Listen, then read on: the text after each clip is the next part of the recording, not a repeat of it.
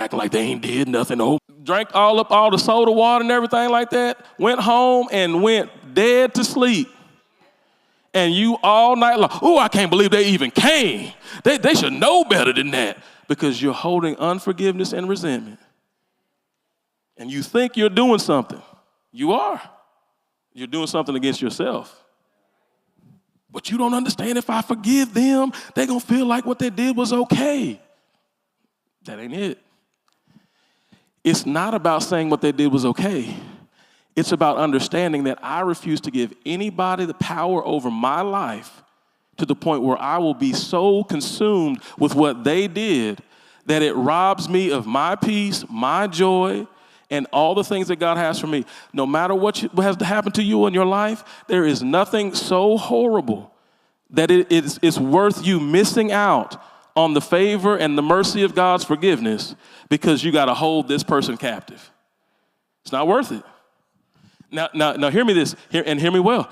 It doesn't. Now, the Lord will forgive and forget. He's God. You're not. So, Pastor, no, we got to forgive and forget. You a lie. You remember what somebody did to you, okay? But you stop acting like they just did it.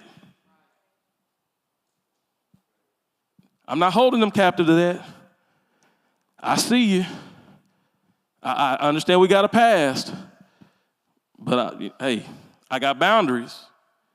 Because some of y'all have been violated by people. And you're like, well, I got to walk in the forgiveness of God. And therefore, even though they abused me and did this to me, I just got to treat them. I got to have them back in my... Listen to me. You can still love them. You can still honor them. But they do not get to have full, instant access to your entire life.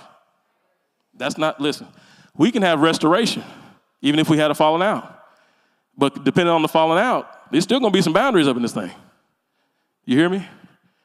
I'm going to forgive you. I'm not going to keep, holding this and putting it over your face, over your head. But neither am I going to let you come to a place where I'm just going to let you keep on doing this and act like it's okay.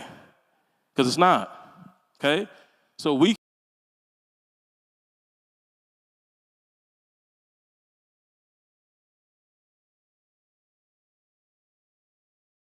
in your life that feels the same way about you as you feel about them.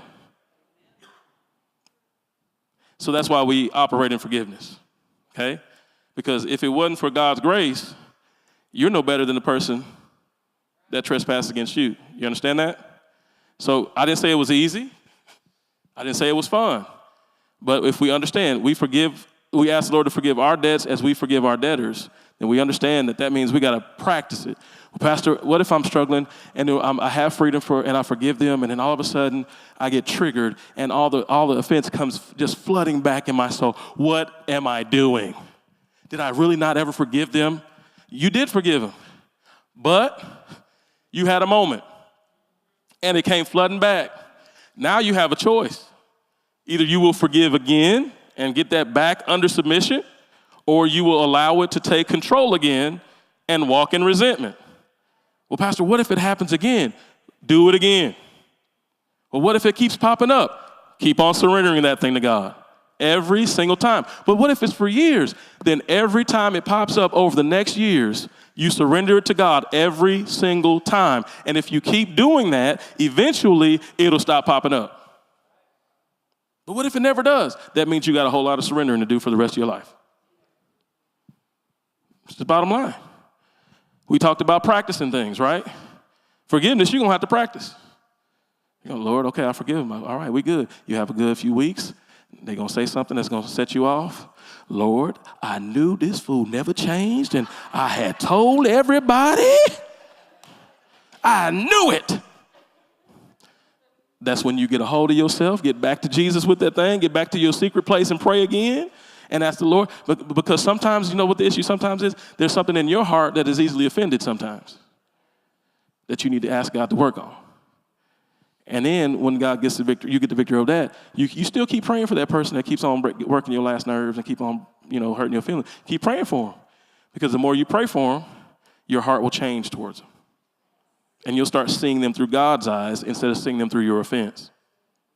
Make sense? Okay, we still learning how to pray. All right, what's the next thing? Pray for our needs, pray for forgiveness, and then pray for deliverance from temptation. All right, your kingdom come, will be done. Forgive us of debts, and do not lead us. Here's verse 13.